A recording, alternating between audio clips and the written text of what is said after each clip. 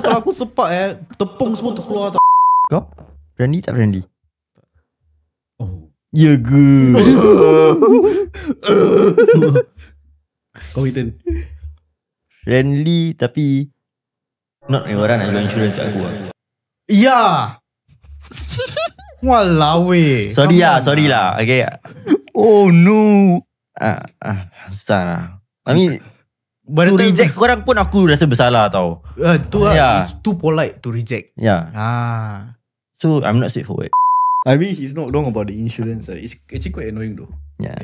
Yeah, tanda, hi, do you have the Really, nigga? Oh So, my god. What we don't want to be mean, tapi korang kena learn to read our body language lah. If it looks like we don't want to talk to you, then just end the convo as soon as possible. Then Right.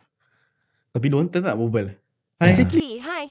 we don't want to waste our time also. Korang bawa panjang pun, tapi end up kita reject pun korang yang sakit hati kan. Correct. Yeah. Walaupun aku dah cakap aku 29. Really mad. See, I see. Tak lah, dia tak cakap. Kalau aku sepak tepung semua terkeluar tau.